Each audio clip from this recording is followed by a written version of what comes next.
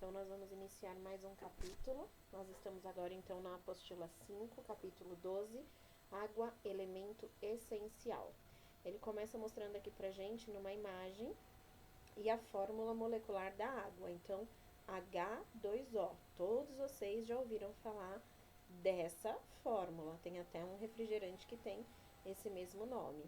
Aqui ele fala as propriedades químicas da água. A água, ela é essencial para a vida no nosso planeta, não somente para a nossa vida, mas para a vida de todos os outros seres vivos. Ela desempenha diversas funções no nosso organismo e, entre elas, uma das mais importantes é dissolver substâncias. Ela é chamada de solvente universal porque ela consegue dissolver um grande número de substâncias. Quando ela é uma água pura, ela é chamada de insípida, inodora e incolor, ou seja, sem sabor, sem cheiro e sem cor.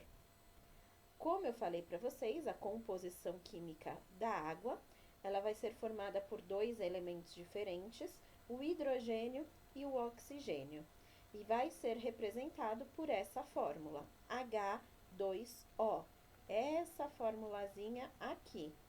E aí, aqui a gente tem uma representação com as moléculas. Ele mostra aqui um processo de eletrólise, que pra gente agora não vai ser importante. O que nós precisamos saber, aqui embaixo, ó. Característica importante da água, ela é capaz de dissolver muitos solutos. Portanto, ela é considerada um solvente universal. Bom, isso significa que ela consegue dissolver várias substâncias, porém não todas. Exemplo, se eu pegar um pouco de água e uma colher de sal ou de açúcar, eu consigo dissolver. Então, dissolvi. Agora, se eu pego um copo de água e coloco umas pedrinhas, eu não consigo dissolver a pedra.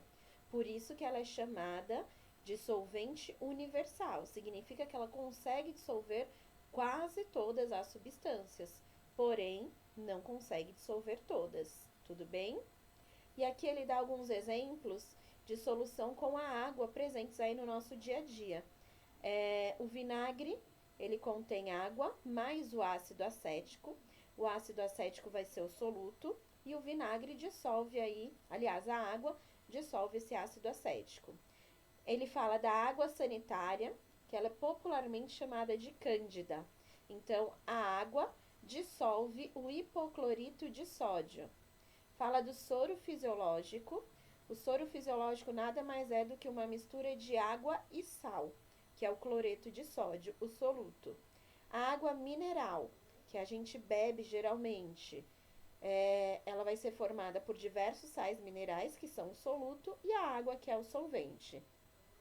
E para a gente conseguir obter a água pura, sem nada, sem nenhuma outra substância presente nela, ela precisa passar por um processo que é chamado de destilação. E aí sim nós vamos ter a água destilada.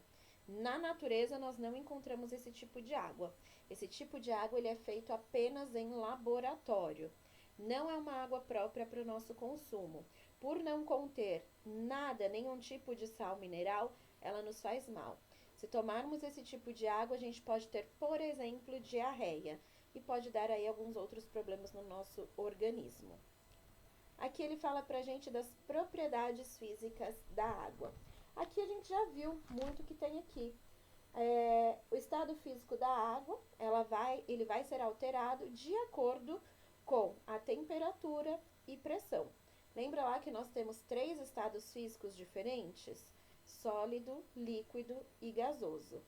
E aí ele diz que uma substância no estado gasoso é menos densa do que ela no estado líquido e que é menos densa do que ela no estado sólido. Com a água, porém, ocorre alguma coisa diferente. Quando ela começa a se congelar, a temperatura dela cai e ela vai ficar entre 0 e 4 graus no nível do mar e a densidade dela diminui. E aí a gente tem aqui um exemplo da densidade nesse copo. Eu tenho um copo de água com gelo. Tá vendo que o gelo flutua? Ele simplesmente flutua porque o gelo a água no seu estado sólido, formando gelo, ela é menos densa do que no estado líquido. Portanto, ela flutua. Então, somente por isso que acontece essa flutuação. E aí ele diz pra gente que esse comportamento anômalo, ou seja, anormal ou irregular da água, ele possibilita que durante o inverno, nos locais do planeta que têm temperaturas mais rigorosas, como as regiões polares e as temperadas, os corpos d'água não congelem por inteiro. E isso ocorre porque a água congelada, que flutua na forma de gelo, funciona aí como se fosse uma camada de isolamento térmico na superfície do corpo de água.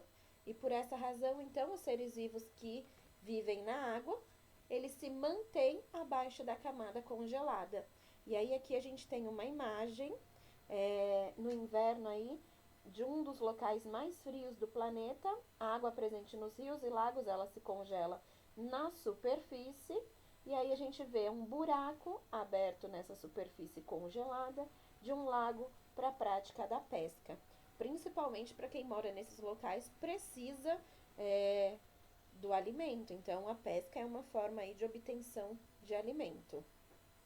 Nós já estudamos anteriormente, ele volta a falar para a gente que a densidade da água no estado líquido é igual a 1. Isso significa que 1 grama de água ocupa o volume de 1 mililitro. E aí, tudo que possui densidade maior do que 1 afunda na água. E tudo que possui densidade menor do que 1 boia. Então, é o caso aqui, ó, do gelo, a água no seu estado sólido. A densidade dele é menor do que a da água no estado líquido, portanto, ele flutua. Já o vidro afunda, a madeira flutua, o ouro afunda. Tudo isso nós já estudamos anteriormente quando nós falamos de densidade.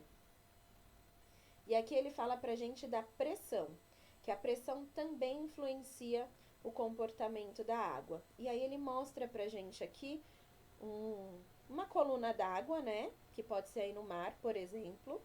E ele fala de algumas propriedades.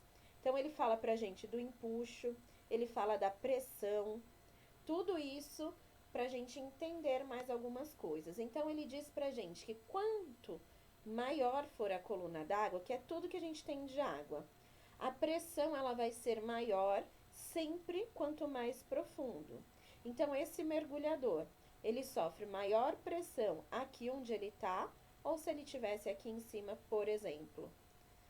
Aqui embaixo, né, gente? Porque olha o tanto de água que eu tenho em cima dele.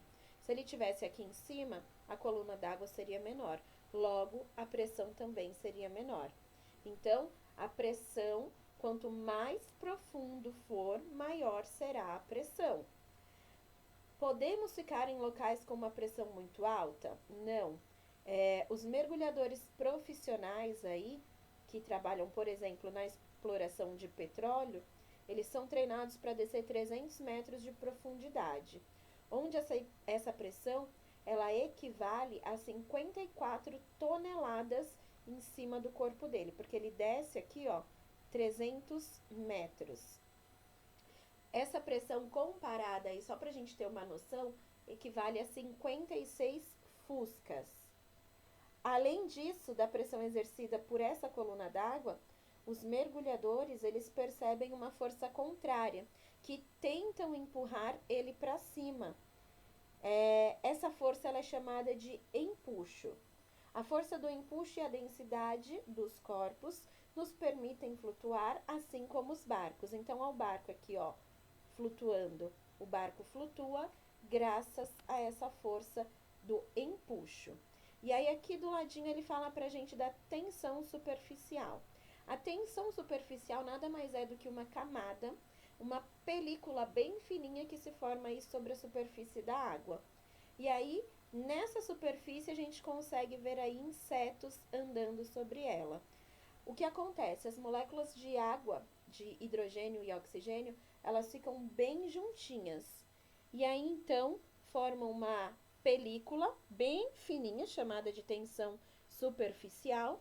E aí, esses animais que são bem levinhos conseguem andar sobre a água. Tudo bem até aqui, gente?